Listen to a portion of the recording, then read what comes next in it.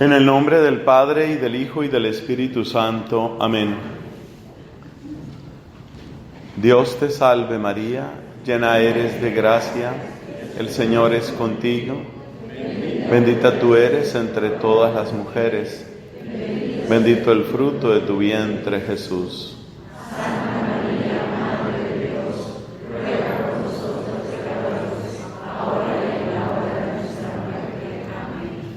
En el nombre del Padre, y del Hijo, y del Espíritu Santo. Amén. Por favor, siéntense. Hermanos queridos, estamos hablando de una relación viva con Dios. Una relación viva. Porque nos hemos dado cuenta que a veces tenemos una relación muerta. Una relación muerta, ¿cómo es? Es una relación sorda. Y una relación sorda, ¿cómo es? Cuando yo quiero los favores de Dios, pero yo no quiero al Dios que me da los favores. Yo quiero los milagros de Dios, pero no me interesa el Dios que me da los milagros. Una relación sorda es cuando yo quiero que Cristo sea el mecánico, pero no quiero que sea el piloto, quiero seguir siendo yo el piloto. Es muy interesante ver cómo Jesucristo se sube a la barca de Pedro. Pedro era jefe de pescadores, él era el piloto. Y Cristo predica desde la barca de Pedro, pero es una predicación para la gente, para allá. Y después le habla a Pedro. Y a Pedro le dice, rema mar adentro. Hay que captar la fuerza de esa escena. Acuérdate, Pedro era jefe. Pedro era jefe de pescadores. Él era el que daba las instrucciones. Pero Cristo, en la barca de Pedro, no se queda en puesto de pasajero, ¿cierto? Sino toma el lugar del capitán. Rema mar adentro. Eso es lo que Cristo quiere hacer. ¿Para qué? ¿Para amargarle la vida a Pedro? No. Para bendecir a Pedro con una pesca como Pedro no la había visto nunca. Esa historia sirve muy bien para ilustrar lo que estamos diciendo, lo que hemos dicho en la primera predicación. Cristo no quiere ser solamente tu mecánico, quiere ser el piloto. Y tal vez te puede parecer extraño lo que Él te pide, como a Pedro le pareció extraño. Estamos a mediodía, los pescados están más alerta que nunca, esta no es hora de pesca, además uno no pesca mar adentro, esa no es el agua donde yo he encontrado mis peces, pero Pedro hace caso. Pedro recibe a Cristo como piloto y Cristo como piloto le da a Pedro la pesca que Pedro nunca había visto. Cristo como piloto de tu vida te va a dar testimonios en tu casa como tú nunca los has visto. Tú has querido ser ingeniero, Cristo te dará victoria en tu carrera como nadie te la había dado. Tú eres papá, tú eres mamá. Cristo te va a enseñar a ser mamá como nunca te habías imaginado, porque Cristo es el piloto. Ese es el sentido de esa primera predicación. Y recuerda el lamento de Cristo. No quiero que solo me uses, quiero que me escuches. En la segunda predicación nos hemos apoyado en el capítulo 10 de San Juan, varios versículos, en la escena del buen pastor. Y hemos visto que hay una frase fundamental que está en Juan 10, versículo 3. Mis ovejas conocen mi voz. Y hemos dicho que conocer la voz solo se logra oyéndola mucho. No hay otra manera de conocer la voz. Hay que oír muchas veces. Y luego hemos comentado esas 5, ¿cierto? Fueron 5. 5 vías, 5 caminos por los que Cristo suele hacer presente su palabra, su voz. Así de memoria yo creo que somos capaces de decirlo sin ver los apuntes. Es decir, las 3 personas que han tomado apuntes. Entonces, primero, ¿cuál era? La Sagrada Escritura. El segundo, la voz de la iglesia, nuestros santos. Dios nos habla mucho a través de los santos. Cada santo es como una página del Evangelio. Una página que voló del Evangelio y que cayó en nuestros días. Cada santo, santos niños, santos jóvenes, santos papás, santas mamás. No hemos encontrado todavía una santa suegra, pero debe haber. Tiene que haber. Entonces los santos, la voz de la iglesia, ¿cierto? Páginas del Evangelio que vuelan y que han caído en nuestros días. El Papa Francisco, en su última encíclica sobre la santidad, nos dice precisamente que la santidad está más cerca de lo que pensamos. Y yo lo creo, yo sí creo eso. Yo creo que en nuestros grupos y entre nosotros hay personas que realmente se gastan por Cristo y tratan de hacer todo lo que pueden y lo mejor que pueden para lograr ¿qué? Que Cristo sea amado, conocido. Debe haber unos cuantos santos por ahí. Debe haber unos cuantos santos. Habrá que conocerlos después en la gloria del cielo. Allá nos sorprenderemos, después de años, tal vez siglos de purgatorio, cuando lleguemos al cielo. Vamos a encontrar gente. ¿Y usted por aquí? ¿Sí? ¿Cómo va a ser? Sí, aquí estoy. Y hace rato. Bueno, los santos, ¿cierto? La voz de la iglesia. Tercero, sin mirar, era sin mirar. Ya, por ejemplo, no es todavía santa, ¿ve? La voz de la conciencia, pero ¿por qué la pusimos de tercera? Porque primero la conciencia tiene que formarse, sobre todo con la Biblia y con los santos, tiene que formarse. Cuarto, el catecismo. Y quinto, buenos consejeros. Muchas veces sacerdotes, pero no solo sacerdotes, hay personas, hay laicos que nos dan consejos muy buenos. Dios siempre te dará personas, si tú se las pides, Dios siempre te dará personas. Acuérdate que el buen amigo no es el que te dice lo que tú quieres oír, es el que te dice lo que necesitas oír. Y a veces lo que yo necesito oír no es lo que yo quiero oír. Pero Dios en su bondad nos lleva por esos caminos y nos da esas personas. Entonces, en resumen, la primera charla es: queremos tener una relación viva con Cristo. Esa relación viva es una relación que no es sorda. Segundo, cómo escuchar la voz de Jesús. Tercero, vamos a hablar de la acción del Espíritu Santo en esta relación viva. El énfasis en la charla pasada era Cristo. Ahora vamos a hacer énfasis en la acción del Espíritu Santo. Hay que notar que la acción del Espíritu Santo es la que nos permite un milagro maravilloso, que es la apropiación de la palabra. ¿A usted le ha pasado que asiste a un retiro y usted dice, esa palabra es para mí? Cuando usted siente eso, el que le dijo, hey, esa palabra es para ti, fue el Espíritu Santo.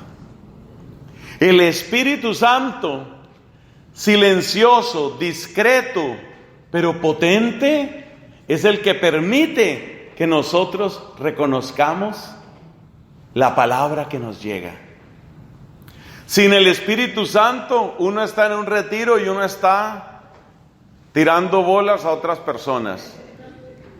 ¿No han conocido usted esas personas que asisten al retiro y dicen, ay Dios mío, que esto lo oiga mi esposa? Que esté poniendo cuidado mi esposo, ay esto es para él, ay si mi hijo estuviera aquí, si mi hijo estuviera aquí, ay si mi hija oyera esto. Sí, tal vez les pueda hacer bien también a ellos, Pero si uno hace demasiadas veces esos comentarios en su corazón, en el fondo lo que uno está diciendo es que esa palabra es para otros, pero uno no se la apropia. ¿Qué es lo que hace el Espíritu Santo? El Espíritu Santo hace que tú te apropies la palabra, que la sientas tuya. El Espíritu Santo hace que tú no te escondas a la palabra. Acuérdate lo que hicieron Adán y Eva después del pecado. ¿Qué hicieron? Corrieron a esconderse, a esconderse. Huyeron de la voz de Dios. Y la forma más simple de huir de la voz de Dios es decir uno, eso es para otros. Eso es para otro, para otro, para otro. Conclusión, nada para mí, puedo seguir mi vida. Esa es una manera de esquivar la palabra divina. El Espíritu Santo hace exactamente lo contrario. El Espíritu llega a ti y te permite apropiarte esa palabra. Por eso muchos santos han definido al Espíritu Santo como el maestro interior o como el predicador interior. Un servidor de ustedes, como es este hermano que tienen aquí, yo soy un predicador por misericordia de Dios, pero yo soy solo un predicador exterior. Mis palabras llegan a tus oídos, llegan a tus tímpanos, llegan a tu corteza cerebral, pero necesitamos que la palabra llegue al corazón. Y entonces tiene que darse una unión entre la palabra exterior, que es la palabra del predicador que deseablemente predica según el corazón de la iglesia. En este caso esa es mi responsabilidad y mi vocación. Esa es la predicación exterior. Pero de nada sirve la predicación exterior si no va unida a la predicación interior. ¿Y la predicación interior qué es? Es el susurro del Espíritu. Y ese susurro del Espíritu es el que está persuadiendo íntimamente tu corazón de la verdad de lo que tú estás diciendo. Es impresionante cómo el Espíritu Santo a veces va detrás de los predicadores, entendiendo por predicadores los misioneros, los apóstoles, los obispos, los sacerdotes, los catequistas. A veces el Espíritu Santo va detrás de los predicadores, pero hay algunos casos en que el Espíritu Santo va delante de los predicadores. Hechos de los Apóstoles, capítulo 10. Ahí se nos cuenta el discurso que tuvo Pedro en la casa de un pagano llamado Cornelio. Y empieza Pedro a hablar. Quería, por supuesto, invitarlos a que se acercaran a la fe, pero el Espíritu Santo se adelantó, no le dejó acabar el discurso. Pedro nada más estaba empezando a hablar. Habéis escuchado lo que sucedió con la predicación de Jesús, que pasó haciendo el bien, aunque la cosa empezó en Galilea. Estaba Pedro nada más organizando un poquito sus ideas y estaba avanzando cuando de repente cayó el Espíritu. Y el verbo que dice en griego es así: cayó, como una inundación. Cayó el Espíritu. Le interrumpieron el sermón a Pedro. Mientras él estaba predicando, empezaron a levantarse y a alabar a Dios. No lo dejaron acabar. Estaban exultantes. El Espíritu Santo se adelantó. Es algo muy bello lo que hace el Espíritu, cómo el Espíritu le da esa certeza a la persona, esa certeza íntima que nadie más te puede dar. Te pueden traer aquí los mejores predicadores, apóstoles, apologetas. Si el mismo Cristo encontró corazones bloqueados, nos lo dice el evangelista San Juan por allá en el capítulo 6 o 7 de su evangelio, perdón que no sepa el número exacto. Dice Jesús, disputando con algunas de las autoridades judías: sé muy bien que mis palabras no entran en ustedes. Estaban bloqueados, sellados. Es el Espíritu el que desbloquea el corazón. Es el Espíritu el que hace que la persona suelte esa prevención, suelte esa arrogancia, porque la mayor parte de nosotros somos terriblemente arrogantes y terriblemente miedosos y terriblemente avergonzados. Veamos estos tres fenómenos: arrogantes, avergonzados y miedosos. Y eso es lo que nos hace tan duros. Y si uno vence esos tres anillos de piedra que mantienen al corazón encerrado, prisionero de su pasado, prisionero de su pecado, finalmente prisionero del demonio. Si nosotros logramos vencer esos tres anillos espesos de piedra, entonces ya está la victoria. ¿Y cuáles son los tres anillos? Arrogantes, avergonzados y miedosos. La arrogancia, ¿qué es? Yo ya sé. Yo veré cómo llevo mi vida. Usted haga lo suyo, yo hago lo mío. Eso es pura arrogancia, eso es pura soberbia. Y por supuesto, príncipe, modelo y patrono de todos los soberbios es Lucifer, es Satanás. Toda soberbia de esa calaña viene del demonio. Y el demonio nos inyecta, nos salpica primero y luego nos inyecta esa arrogancia. Y uno toma una actitud displicente, una actitud arrogante, una actitud vanidosa.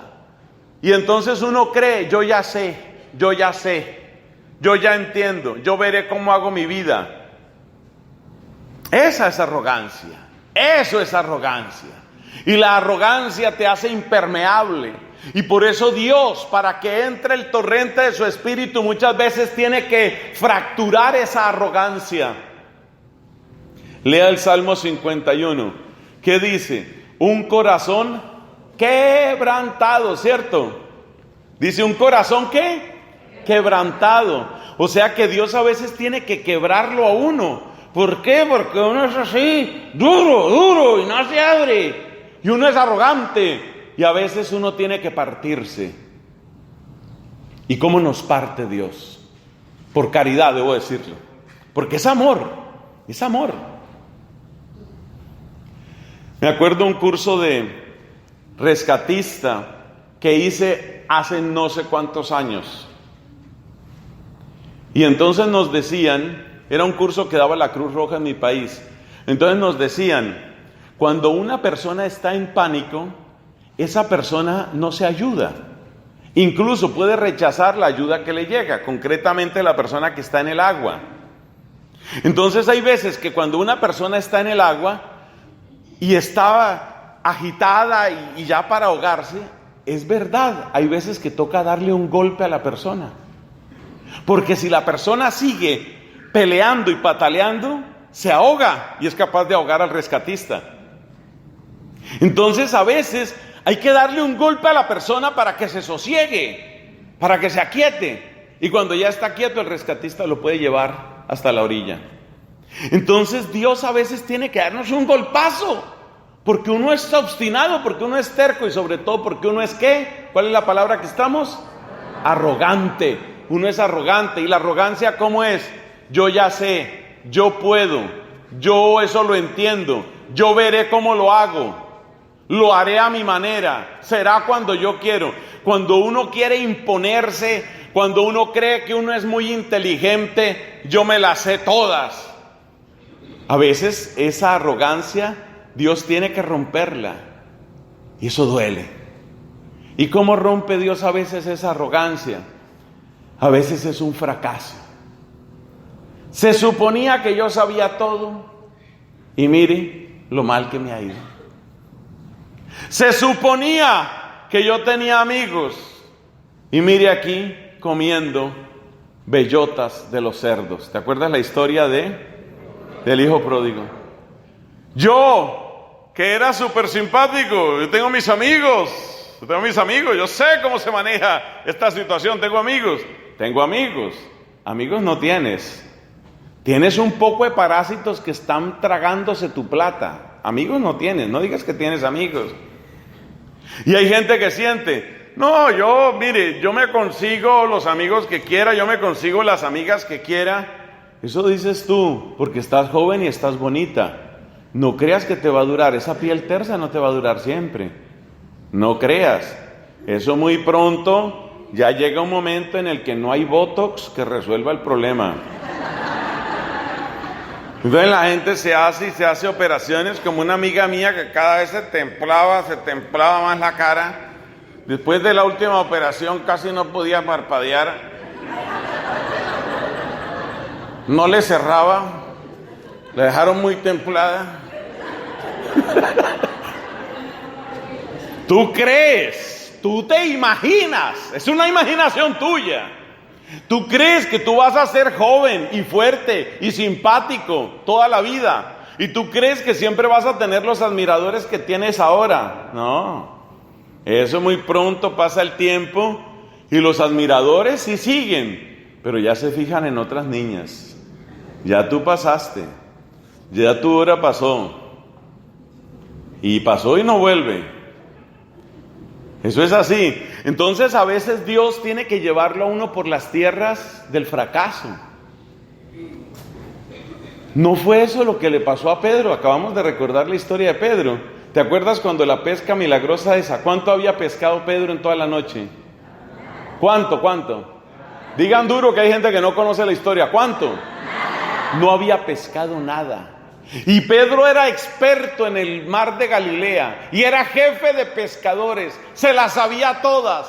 ¿Y qué logró? Nada. A veces Dios tiene que llevarlo uno a eso. Nada, no logró nada. ¿Para qué? Para que a uno se le quiebre esa arrogancia en la que uno vive, porque uno cree que entiende mucho. Otras veces no es un fracaso, otras veces es una enfermedad. Y en una enfermedad a veces Dios le enseña cosas que uno no se imaginaba. Mientras uno se considera fuerte, yo estoy en mi salud, yo hago, deshago, subo, bajo, compro, vendo. Ay Dios, que Dios te bendiga y te cuide, y a nadie le estamos deseando el mal. Pero llega un cáncer, tienen que hacerte unas quimioterapias y estás tirado en una cama. Y no sabes si es peor morirse o seguir con esa sensación tan horrible. No se nos olvide lo que es una quimioterapia. La definición de quimioterapia es veneno selectivo.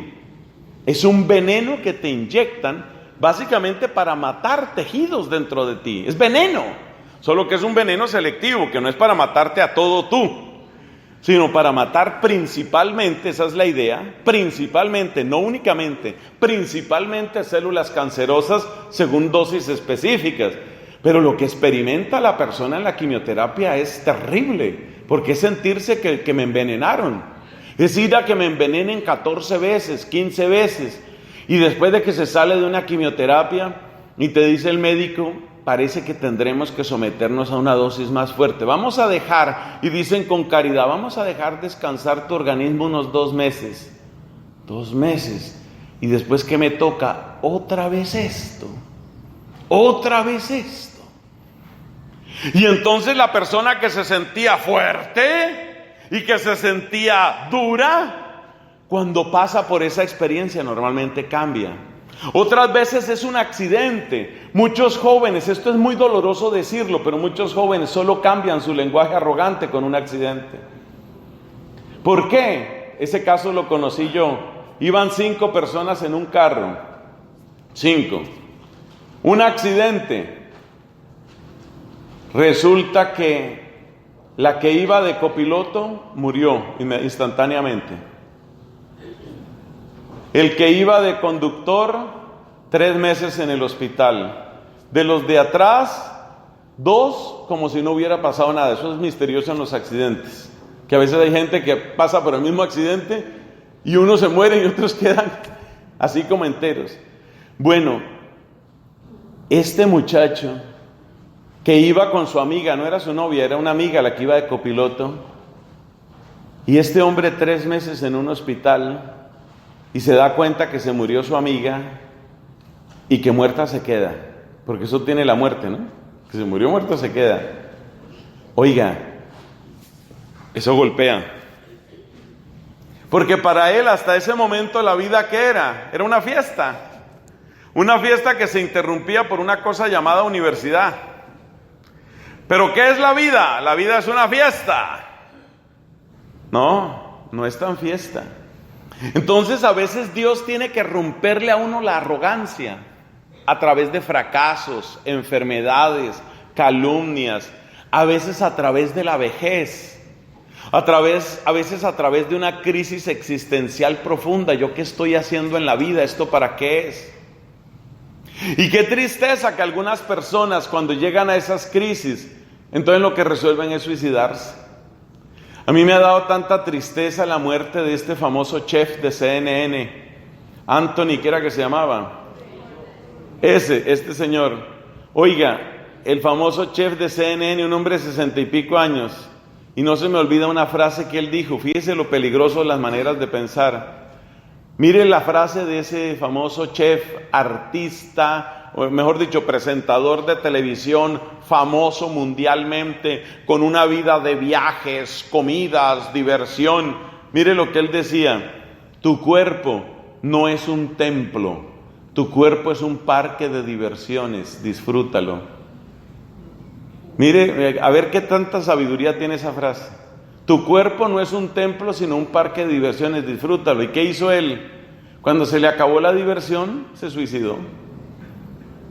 Entonces, hay personas que tristemente toman esas decisiones, pero en el fondo esas crisis, ¿para qué deberían servir? Para que uno deje su arrogancia, para que uno deje su arrogancia. Mira, ese fracaso, ese dolor, ese hijo que te hace perder el sueño, que te angustia, que no sabes qué hacer, esa hija, esa situación triste, ese aborto por el que pasaste, esa crisis existencial, ¿qué es? Es la fractura de tu arrogancia. Para que dejes de creer que te las sabes todas, que lo puedes todo, que lo resuelves todo. ¿Cuánta arrogancia, Dios mío, hay en el lenguaje de hoy? Y no respetamos nada, no respetamos las leyes de Dios, no respetamos las santas leyes de Dios, no respetamos la naturaleza, no respetamos a los niños, no respetamos lo más tierno, lo más frágil, lo más débil, como es el niño que no ha nacido, no respetamos nada. Entonces, ¿cuál es la consecuencia? La consecuencia es que estamos repletos de arrogancia, y por eso a veces tenemos que pasar por fracasos. Y le voy a contar una cosa: los fracasos no son solo de las personas, los fracasos son de las familias, de los pueblos, de las naciones, de los imperios. ¡Ay, esa arrogancia de los romanos en su momento! El imperio romano duró cerca de 1000 años en su esplendor. ¡Oh, esa grandeza! Roma es eterna. Esa era la frase de ellos: Roma es eterna. A ese charco que tiene al sur Italia, que se llama el mar Mediterráneo, ¿cómo lo llamaban ellos? Mare Nostrum. Ese es nuestro mar, el Mediterráneo, nuestro mar. Pero esa arrogancia se acabó, invadidos y golpeados por los bárbaros, los godos, los visigodos. Se acabó eso.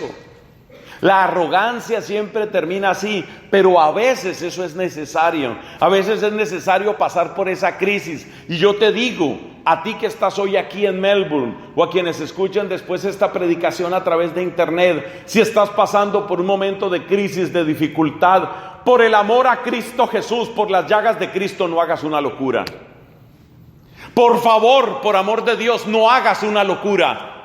Si estás pasando por una crisis y no le encuentras sentido a tu vida, si no sabes qué hacer, no sigas la voz del demonio, no sigas la voz del espíritu del mal, sigue la voz del Espíritu Santo.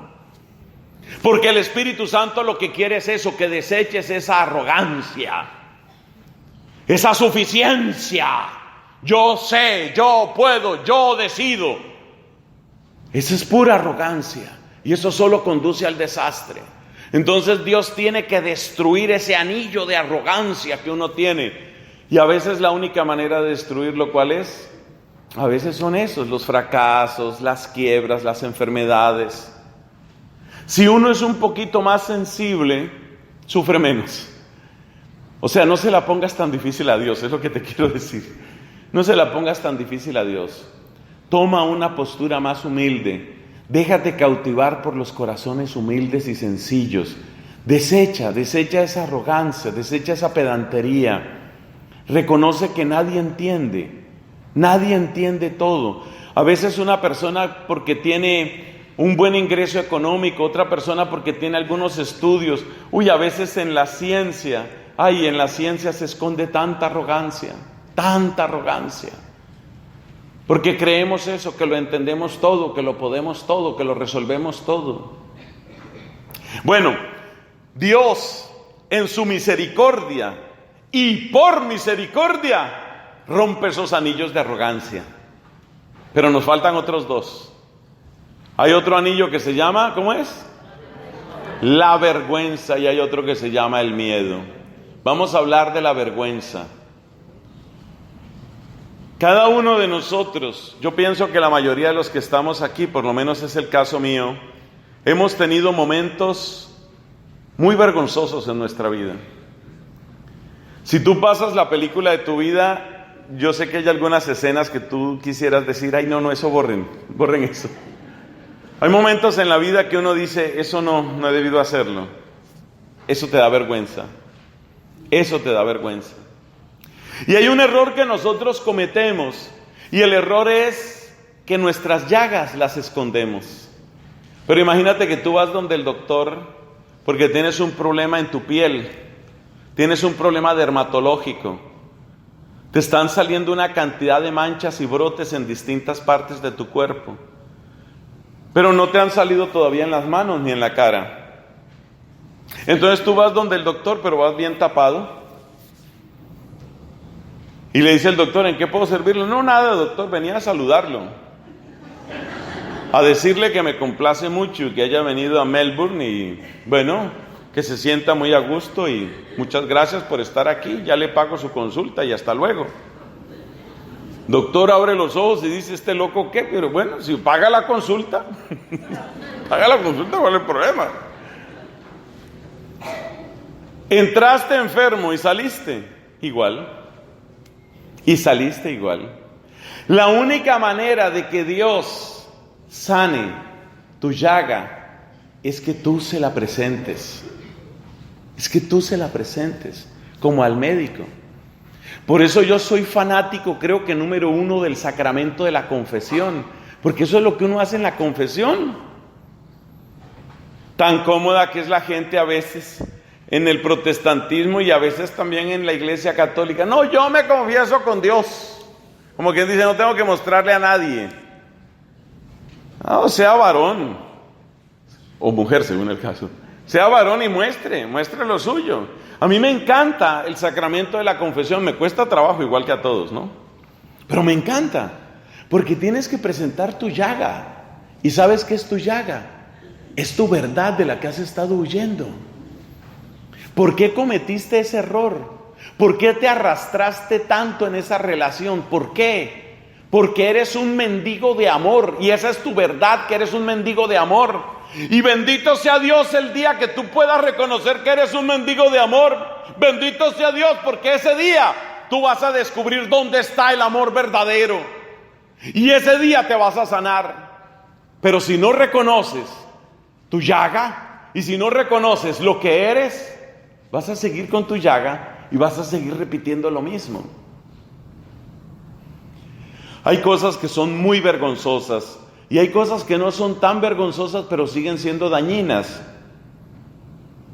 Ustedes saben que algunas veces tenemos fama nosotros los hombres que nos cuesta mucho trabajo pedir ayuda, ¿no? El ejemplo que siempre dan es el del mapa. El famoso ejemplo del mapa. Y va uno a ver y es verdad. Están por allá marido y mujer entrando a una ciudad, el hombre perdido, ese GPS lo manda para un lado que no es para el que... Y entonces dice ella con ese tono de dulzura, amor, preguntémosle aquí. No, deje, esto tiene que funcionar. Amor, pero acuérdate que no hemos renovado la suscripción al GPS del carro. Ese GPS todavía está registrando cosas que ya no existen. Hay uno que dice, por ejemplo, presenta ahí parque de dinosaurios. Ya eso no existe, mi amor. Tiene un GPS anticuado, un poquito anticuado. Pero el hombre no cede, ¿no? No cede, nada. Entonces, a veces Son vergüenzas como eso es para dar un ejemplo tonto. Son vergüenzas como eso. Hay personas que no reconocen que no han sido buenos papás. Y eso no es pecado mortal. ¿Me explico? Nadie te enseñó nunca a ser papá. Es que yo creo que la gente se entra a una vida de familia muchas veces sin preparación. Esa es la realidad. Y como la gente entra sin preparación, comete muchos errores. Entonces tú no has sido una buena mamá, tú te has equivocado en una cantidad de cosas. Y hay que reconocerlo, pero nos cuesta mucho trabajo. Fíjate cómo se unen la arrogancia, ¿cierto? Una cierta vanidad, orgullo, con el tema de la vergüenza. ¿Cuál es el peligro de la vergüenza entonces? El peligro de la vergüenza es que te mantienes ciego, te mantienes ciega frente a tu propia realidad. Y nos cuesta trabajo admitir eso. Nos cuesta trabajo admitir cosas que con gusto criticamos en otras personas, pero nos duele mucho admitir que nosotros también las tenemos. Nos cuesta muchísimo trabajo admitir, por ejemplo, que somos celosos, que en el fondo quisiéramos ser más importantes, más exitosos, más amados, más tenidos en cuenta. Nos cuesta mucho trabajo admitir eso, porque admitir eso es admitir que uno está bajo de autoestima, está bajo de muchas cosas. Entonces, la vergüenza, ¿por qué nos bloquea frente al Espíritu Santo? ¿Por qué nos bloquea? Porque la vergüenza nos bloquea frente a la verdad. Y Cristo tiene una costumbre muy rara. A Él le encanta la puerta de la basura. A Cristo le encanta la puerta de la basura. ¿Por dónde suele llegar Cristo a las vidas humanas? Por la puerta de la debilidad, por la puerta del fracaso, las que ya hemos mencionado. Entonces, cuando tú, guiado por una cierta vergüenza, no reconoces tus llagas, no reconoces tus heridas, es como si tú mantuvieras con candado las puertas por donde Cristo quiere entrar, por donde quiere entrar también ese torrente del Espíritu. Y luego está el miedo. ¿A qué nos referimos con el miedo? Nos referimos a lo que uno no quiere perder. En el fondo del corazón uno presiente que hay cosas que uno no quiere dejar. San Agustín tiene una frase que a mí me impacta mucho. San Agustín dice: solo niega a Dios aquel a quien no le conviene que Dios exista. Solo niega a Dios aquel a quien no le conviene que Dios exista. Entonces, a veces uno es duro y en el fondo uno tiene miedo. ¿Miedo a qué? Uno tiene miedo a que le cambien lo que uno está haciendo. Uno tiene miedo a renunciar a ciertos placeres, a ciertas ventajas, a ciertas ganancias, a ciertas amistades. Uno tiene miedo a renunciar. Y como uno no quiere renunciar a eso, como uno no quiere soltar esa manija, entonces no se agarra de la mano de Cristo. Está Cristo tendiéndote la mano y tú aquí agarrado a la manija y miras la mano de Cristo y no la sueltas. Mateo capítulo 19. ¿Qué nos cuenta? La historia del joven rico. Maestro, ¿qué tengo que hacer para alcanzar vida eterna? Cumple los mandamientos, dice Cristo. Ya los he cumplido desde mi infancia, juventud. Check. Ya está hecho eso. Nos dice el Evangelio, Jesús lo miró con amor. ¡Qué ternura! Lo miró con amor y le dijo: mira, una cosa te falta. Vende todo. Era la propuesta del amor divino. Vende todo, vende todo. Dalo a los pobres. Te queda un tesoro en el cielo de una vez. Y vienes y me sigues. ¿Y qué nos dice la Escritura? Que este muchacho miró y se retiró. ¿Y cuál es la explicación? Era muy rico. No quería perder lo que tenía. Tenía miedo de perder. ¿Y qué le estaba diciendo Cristo? Él agarraba aquí a su riqueza. Y Cristo le dice: mira, te doy otra riqueza. ¿Otra? ¿En serio? ¿Verdad? ¿Otra riqueza? No, yo mejor me quedo con esta. Eso fue lo que le pasó. Miedo a soltar. Y Cristo nos está diciendo permanentemente, tengo un mejor plan para ti. Y uno tiene miedo a soltar. Miedo. Otras veces uno tiene miedo a los poderes de este mundo. Eso está bien representado en aquella famosa escena en la que Cristo camina sobre las aguas. Y Pedro le dice, si eres tú, que yo camine también. ¿Y qué le dijo Jesús? De una. Bueno, no le dijo exactamente eso. Pero parecido le dijo. Venga nomás. Y Pedro se baja de la barca y empieza a caminar. ¿Pero qué dice? Sintiendo la fuerza del viento, tuvo miedo. Entonces Cristo te dice, mira, caminemos por aquí. Y tú sientes la fuerza del viento. ¿Y la fuerza del viento qué es? Pero todo el mundo dice otra cosa. Cristo dice una, pero todo el mundo dice otra. Y tú sientes miedo porque ese viento está fuerte. Y tú sientes miedo porque todo el mundo va para otro lado. Todos van por una cierta línea de la llamada tolerancia y aborto y matrimonio como sea. Y tú sientes ese ventarrón y ves que todos van para allá. Y Cristo te dice, no es para allá, es para acá. Y tú sientes miedo. Sientes miedo de no seguir la corriente, sientes miedo de quedarte solo batallando contra la corriente, pero Cristo te dice, no vas a estar solo, yo voy a estar contigo, yo voy a estar contigo, yo voy a estar contigo. Y a veces la persona le dice sí a Cristo, pero muchas otras veces dice, yo mejor sigo con la corriente. Miedo. Fíjate lo que le pasó, fíjate lo que le pasó a Pilato, ¿no? A Pilato le pasó eso exactamente. Miedo. Él se dio cuenta que las autoridades judías lo habían entregado por envidia. Él sabía que era envidia. Él sabía que Jesús era inocente. Él lo sabía perfectamente. Y sin embargo, sintió el ventarrón. Sintió que todos estaban contra Cristo. Y entonces él dijo, ¿qué hago? ¿Me pongo a favor del pordiosero este? ¿Me pongo a favor del mendigo, del loco este que se cree rey y los contradigo a ellos? ¡Ah! ¡Qué problema! Agárrenlo y mátenlo como quieran. ¿Por qué lo hizo? Por miedo. Por miedo. Entonces démonos cuenta que hay 3 anillos que bloquean la acción del Espíritu Santo. La arrogancia, ese creer que yo lo sé todo, lo puedo todo y yo decido todo. La vergüenza, cuando escondemos nuestras llagas, nuestros fracasos, nuestras heridas, con lo cual nos privamos de nuestra verdad más profunda y sellamos la puerta por la que Cristo quería entrar. ¿Y cuál es el otro anillo? El miedo. ¿Miedo de qué? Miedo de muchas cosas. Miedo principalmente de perder las ventajas del pecado. Miedo de contrariar el espíritu de la época. Miedo de quedarnos solos. En la oración que vamos a hacer en unos minutos, vamos a pedirle al Señor que nos sane de esos miedos. Yo pienso sobre todo en los jóvenes.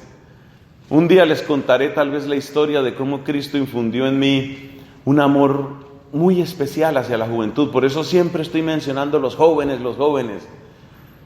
Y me duele lo que pasa con la juventud, porque son los que sienten de un modo más fuerte esto que estamos diciendo. ¿Cómo los agarra? ¿Cómo los agarra con esa fuerza el viento? Y sienten, no, si yo sigo cristiana y católica me quedo sola. Me voy a quedar sola. Y yo sola no me quiero quedar. Yo quiero tener mis amigas. Yo quiero tener mi novio. Yo no quiero perder a este novio. Y si me pongo muy católica lo pierdo. Miedo, miedo se llama eso. Físico miedo. Pero te imaginas esa misma mujer que se somete a todo tipo de cosas en contra de su conciencia por miedo a perder a ese novio. ¿Te imaginas esa mujer cuando sea renovada en el Espíritu Santo? ¿Te imaginas esa mujer llena del Espíritu y con esa claridad y con esa luz en su corazón y también con ese vigor en su cuerpo? Porque es que esto no es solo de asunto de la mente, esto es el cuerpo, esto es todo el ser. ¿Cómo destruye el Espíritu Santo el anillo de la arrogancia? Ese anillo de piedra lo destruye muchas veces a través de fracasos, contradicciones, confusión. ¿Cómo destruye? Estos otros dos no los hemos dicho. ¿Cómo destruye Cristo el anillo de la vergüenza? ¿Cómo lo destruye? Lo destruye con esa dulzura infinita de su amor, con esa delicadeza. Tú mira a quienes trata Jesús con mayor delicadeza. Son las personas más dolidas, las más humilladas, las más asustadas. A una adúltera que la habían pillado en el acto mismo del adulterio, ¿cómo la trata Cristo? Como si fuera una princesa de la corte celestial. Mujer, ¿nadie te condenó? Nadie, Señor, responde ella. Yo tampoco te voy a condenar. Vete, no peques más. Cuánto pudor, cuánta delicadeza, cuánta suavidad. Entonces, cuando uno se va acercando a Jesús y uno ve esa dulzura, uno ve ese amor, por eso el Papa Francisco nos pide a nosotros, los sacerdotes, que seamos espejos de ese mismo amor, porque es necesario para vencer el anillo de la vergüenza que muchas personas tienen. Es necesario que en nosotros se vea ante todo esa pureza, esa misericordia, esa dulzura de Jesús tiene que verse. Por favor, pidan por nosotros para que seamos así. ¿Por qué? Porque donde hay ese amor, la persona que estaba avergonzada se abre y dice: mire, ¿sabe qué me pasa en realidad, Padre? Que yo he sido un fracaso, que yo no he podido, que esto me ha quedado grande. A mí como me duele cuando una persona, me duele, pero al mismo tiempo me da esperanza cuando una persona por fin abre su corazón y dice: yo creo que esto me ha quedado grande, yo no he sabido ser papá. Me parece tan hermoso, o sea, es durísimo, ¿sí? Es durísimo, pero cuando una persona por fin abre su boca y dice eso. También con mis hermanos sacerdotes me ha pasado, claro, y yo mismo me he tenido que confesar tantísimas veces. Pero me parece tan bello la confesión santa de un sacerdote que dice: realmente yo no he vivido mi vocación, estoy dolido, yo no le puedo hacer esto a Cristo, pero es con esa humildad. Mira, la Biblia dice: Dios resiste a los soberbios, pero da su gracia a los humildes. Entonces, ¿cómo nos conquista Cristo? En medio de nuestras vergüenzas, en medio de la vergüenza que nos dan nuestras llagas, a través de su dulzura y a través de su pureza. Y hay otro instrumento que utiliza el Espíritu Santo, que yo se lo enfatizaba ayer a los líderes de la renovación carismática. Les decía: es muy importante los testimonios. Por favor, jamás olviden los testimonios. Cuando uno oye a otra persona que está hablando y esa otra persona está diciendo lo que a mí me daría vergüenza decir, pero lo está diciendo no por un exhibicionismo emocional, lo está diciendo porque quiere darle la gloria a Cristo. Oye, qué grande que es eso. Qué grande que es escuchar a esa persona y darse cuenta: Dios tiene que ser muy fuerte para que esa persona sea capaz de decir eso. Y hay gente que da unos testimonios impresionantes. Hay una señora, por ejemplo, que se llama Patricia Sandoval. Patricia Sandoval es una mujer que se hizo varios abortos y que además trabajaba como enfermera en un abortuario. Patricia Sandoval, la pueden buscar en YouTube, y ella da su testimonio y ella cuenta cómo salió del imperio del diablo, que es el aborto, cómo ella salió de ahí. Y uno se asombra y uno la escucha a ella y uno dice: ¡qué maravilla! O sea, ¿cuánto dice ella? Juan capítulo 4, ¿qué nos cuenta? La historia de la samaritana. Y acuérdate lo que dice la samaritana, cómo evangelizaba la samaritana. Oigan todos, aquí hay un hombre que me ha dicho todo lo que yo he hecho. Imagínate, mostró sus llagas en público. Porque ¿a qué estaba haciendo referencia ella con esas palabras? A su vida escandalosa que había llevado. Aquí hay un hombre que me ha dicho todo lo que yo he hecho. ¿No será el Mesías? Y así los fue atrayendo hacia Jesús. Impresionante. Entonces, cuando una persona da testimonio, eso le quita la vergüenza a uno, porque uno dice: oiga, pero si yo estoy en lo mismo, si yo he caído en lo mismo, si yo soy del mismo barro, yo he hecho lo mismo que esa señora, yo he hecho lo mismo que ese tipo, yo soy igual a él. Si Dios tuvo tanto amor para él, Dios tiene tanto amor para mí también. Así el Espíritu Santo vence el anillo de la vergüenza a través de esa compasión. ¿Y cómo vence ese anillo del miedo, de nuestros múltiples miedos? La Biblia entera nos da un mensaje. Dios es fiel. Dios es fiel. Acuérdate la palabra que leíamos del profeta Jeremías. Leíamos del profeta Jeremías esa palabra tan impresionante que decía: ¿acaso yo les he fallado? Entonces, cuando uno descubre la fidelidad de Dios, cuando uno descubre al Dios fiel, verdaderamente fiel, a uno se le acaba el miedo. Como decía aquel gran predicador Luis de Granada en el siglo XVI, el Dios que me trajo aquí no me va a dejar aquí. Dios es fiel y el miedo desaparece. Y el miedo desaparece y vamos a seguir adelante. Entonces son 3 anillos que te tienen aprisionado. Los 3 anillos son la arrogancia, porque crees que lo sabes todo y lo puedes todo y lo decides todo. La vergüenza, porque han sucedido cosas feas en tu vida y te da vergüenza, te da pena hablar de eso. Te cuesta hablar de eso. Y el miedo, porque tal vez estás apegado a algunos pecados o porque tal vez no quieres contradecir los vientos que soplan hoy en la sociedad.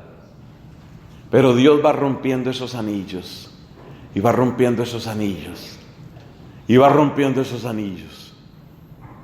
Y hay un momento, y ese momento nosotros en la renovación carismática lo solemos llamar efusión, quebrantamiento, bautismo en el Espíritu.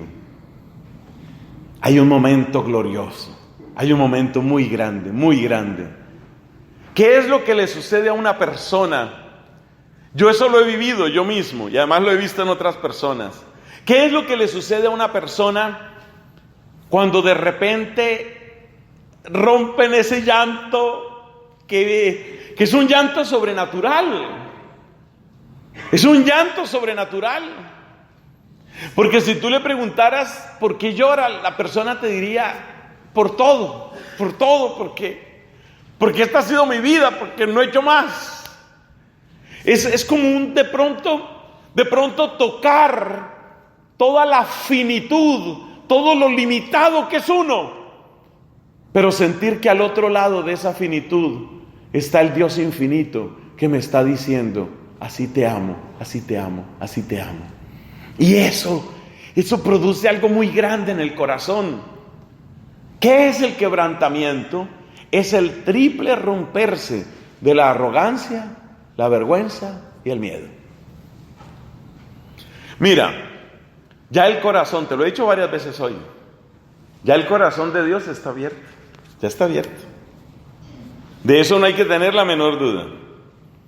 Ya el corazón de Dios está abierto. Falta el tuyo. Pero el corazón de uno no está abierto porque está sellado con 3 sellos.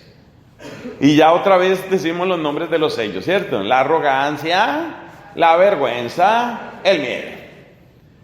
Pero a medida que Dios va rompiendo esos cercos de piedra, esos muros que son los muros de Jericó de tu corazón, a medida que van cayendo, se van desplomando los muros de Jericó y se va abriendo. Y al principio uno cree que no va a quedar nada en pie. Es como una persona que vivía dentro de una prisión, pero se había acostumbrado tanto a su prisión que la llamaba su castillo, pero era su prisión. Y cuando empezó a caerse el muro de esa prisión, él dijo: me voy a quedar sin castillo. No era castillo, era prisión. Prisionero de tu pecado, prisionero de tu soledad, prisionero de tu capricho, prisionero de tu vicio. Cuando empezó a resquebrajarse esa pared, dijo: se me va a caer eso encima, me voy a quedar sin castillo. Y Dios le dice: no te vas a quedar sin castillo, te vas a quedar sin prisión, porque ahora vas a ser libre. Y empieza a caerse. Y claro, esta persona estaba acostumbrada a la penumbra de su prisión, a duras penas entraban unas lucecitas y estaba acostumbrado a su prisión, y cuando empieza a caerse todo aquello, siente que es el final. Algunas personas describen eso en su conversión. Dicen, yo sentí que se me acababa todo. Todas mis seguridades se acabaron. Es bonito leer la conversión de un hombre como Paul Claudel, el famoso francés. Se escribe Paul Claudel. Es una conversión que sucedió ya hace bastante tiempo, casi 100 años. Lean la conversión de este hombre. Este era un ateo convencido, cerrado, recalcitrante. Y él tuvo una conversión preciosa en la Catedral de Notre Dame, allá en París. ¡Qué cosa tan impresionante! Como él describe que se le cae a pedazos su mundo. Y él sintió, me voy a quedar sin nada. Y le responde Dios, no te vas a quedar sin nada, te vas a quedar con todo. Se está cayendo tu prisión. Y lo que viene es tu libertad. Y entonces entra esa luz del Espíritu. Y empieza a respirar un aire nuevo. Y empieza a mirar las cosas de otro modo. ¿Por qué? Porque está recibiendo al maestro interior. El maestro interior, el que te confirma interiormente en la fe. Tener ese don del Espíritu Santo, ese es un regalo demasiado grande. Sentir ese don del Espíritu Santo, porque toda duda desaparece. Y entonces tú celebras los sacramentos. Y tú ves, por ejemplo, la Eucaristía, como la vamos a tener expuesta en unos minutos. Y tú ves la Eucaristía, tú ves ese momento, y tú sabes, ahí está mi Señor, ahí está. Y sientes esa alegría, y sientes ese gozo, y sientes ese consuelo. Y la gente cree que uno está loco. Te ven sentado en una capilla frente al sagrario. ¿Y qué dicen los ateos? Yo no sé, esa señora se sienta delante de esa cajita y se queda ahí con esa cajita un rato y luego sale. Ella hará, supongo que ella hace su meditación, me imagino yo. Pero ellos entienden meditación como poner la mente en blanco, como respirar profundo y distensionarse. No, mis hermanos, nuestra oración es mucho más que eso. Como me recordaba una señora que no sé si vino hoy al retiro, estaba ayer en la Santa Misa. Como me recordaba una señora de una frase de otra predicación, el cristiano no pone su mente en blanco, el cristiano pone la mente en rojo de la sangre de Cristo. ¿Amén? Amén. Es en rojo. La mente hay que ponerla en rojo, en el rojo de la sangre del Señor. Entonces, todo adquiere sentido y viene esa acción del Espíritu. Y entonces tú entras en una relación viva. Una relación viva. Porque ya en ese momento empiezan a suceder cosas maravillosas. La verdad de la fe se confirma en tu corazón. Ese es el principio, solo el principio. Luego te descubres heredero de una esperanza incorruptible, como dice San Pedro. Y entonces el que es heredero de una esperanza incorruptible ve las cosas de este mundo, pero las ve sin esa angustia que tantas veces agobia a tantas personas. La gente se agobia terriblemente. ¡Oh! ¿Y qué haremos? ¡Oh! ¿Qué va a ser de nosotros? ¡Oh! ¿Cuántas cosas están pasando? ¡Oh! El cristiano no tiene que mugir tanto. El cristiano sabe lo que dice 1 Corintios 7. La presentación de este mundo se termina. No es que uno desee ese final, mucho menos ese final trágico, pero uno sabe que las cosas se van a acabar. Va a ser un meteorito, va a ser un agujero negro, va a ser una guerra nuclear, va a ser una gran plaga, va a ser la inversión de los polos magnéticos de la Tierra, no sé. Pero nosotros somos herederos de una esperanza mejor, Entonces no es que uno no ame la tierra. La tierra es nuestra casa común, nos ha recordado el Papa. Claro que la queremos nuestra tierra, queremos este planeta, debemos cuidarlo, es deber nuestro. Pero no somos idólatras de la tierra. Esto también se va a acabar. No somos idólatras de la salud. La gente se angustia mucho con la salud. ¿Y ahora qué me pasó? Otros se angustian mucho por su figura. Hay algunos adolescentes que no tienen preocupación más grande que me salió un granito. Tengo un granito. Y entonces, qué cosa tan trágica. Nadie me va a querer. Seré confinado a una isla solitaria donde moriré en medio de grandes penalidades por mi granito. El Espíritu Santo te da esa esperanza grande. Claro, hay que conservar la salud. Y en la medida de lo posible uno debe tratar de ser bonito o no tan feo. Sí, está bien. O sea, cuida tu salud, cuida tu aspecto. Pero de por Dios que no dependas de eso. Que no dependas de eso, que esa no sea tu vida. Eso te da el Espíritu Santo. Te da una esperanza mejor. Pero claro, lo más grande del Espíritu Santo no es ni la fe ni la esperanza, es el amor. El Espíritu Santo te da una certeza interior de amor. Esa es la relación viva. Una certeza interior de amor, especialmente a través del don de piedad, que es el que te permite experimentar el amor de Padre que Dios te tiene y que tú lo ames a Él con amor de hijo. El Espíritu Santo te da ese don de piedad y tú sientes ese amor de papá. Y donde quiera que vas, tú te sientes amada, te sientes amado. Y tú tienes una relación viva con Dios. Y la gente te pregunta, ¿y usted por qué vive feliz? Es que no se da cuenta la crisis económica, la crisis de la vivienda, la crisis del trabajo, la crisis de la capa de ozono. No se da cuenta lo que está pasando. De todo me doy cuenta. Pero ni mi fe, ni mi esperanza, ni mi amor van a quebrarse por eso. Entonces el Espíritu Santo te da esa relación viva. Y esa relación viva es la que le da un sentido a cada una de tus oraciones. Qué hermoso orar. Qué diferencia. Sin esa experiencia del Padre, del Hijo y del Espíritu, la oración si acaso es una cosa repetida, una especie de inercia. Cuando llega en cambio esa acción maravillosa del Espíritu Santo, cuando Cristo ya no es un recuerdo del pasado, sino el Señor que ocupa su trono en tu vida, entonces la oración es otra cosa.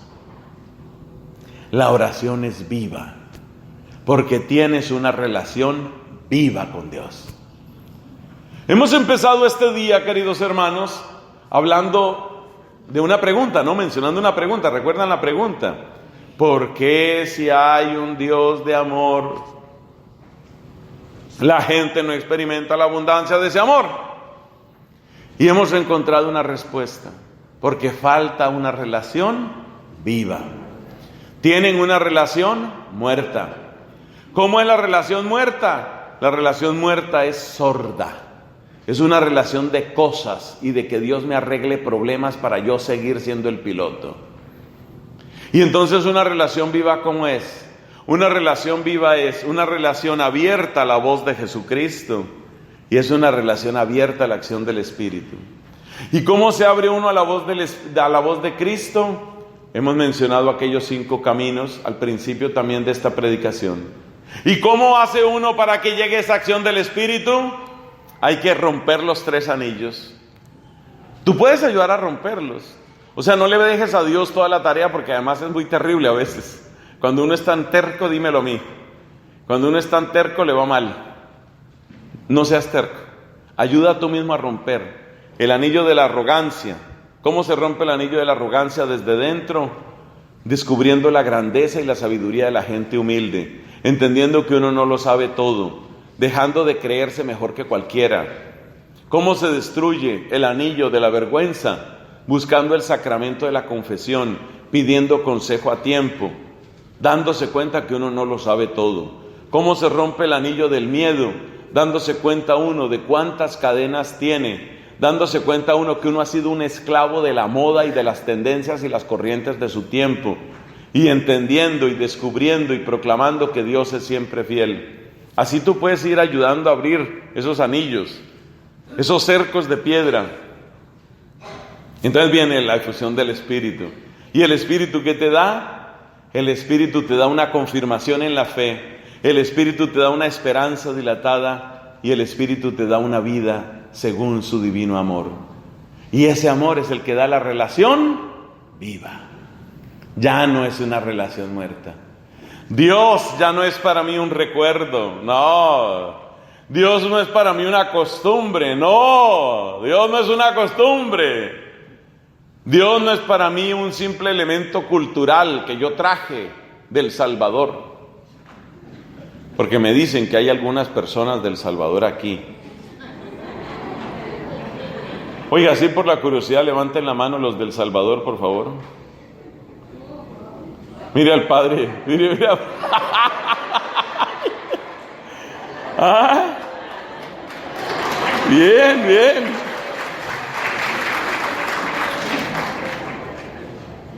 No, mi relación con Dios no es un recuerdo del Salvador, no. Eso no fue que, es que tú estás apegado allá a tus costumbres de tu país. No. Dios es Dios. En Adelaida, y en Perth, y en Sydney, y en Brisbane. Dios es Dios. Y Dios es Dios en la luna. Y si hacen colonia en Marte, Dios es Dios en Marte. Amén. Dios es Dios. Él es el Señor. Esto no es un recuerdo que yo traigo.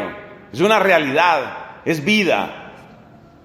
Y por eso yo les decía en la Santa Misa ayer, hermosa Eucaristía, bendito día sea Dios tuvimos. Les decía en la Eucaristía el día de ayer, les decía, nosotros tenemos una misión, nosotros católicos tenemos una misión aquí en Australia. Nosotros no somos simplemente recogidos, ni arrimados, ni refugiados, no. Nosotros somos misioneros aquí. Todos somos misioneros. ¿Misioneros de qué? Misioneros de fe, de esperanza y de amor. No queremos imponer, no queremos manipular, no. Vivimos agradecidos con este país y no queremos imponer, claro que no, pero sí tenemos mucho para ofrecer, porque Dios no es un recuerdo, porque tenemos una relación viva, una relación de amor vivo con Dios. Gloria al Padre, al Hijo y al Espíritu Santo.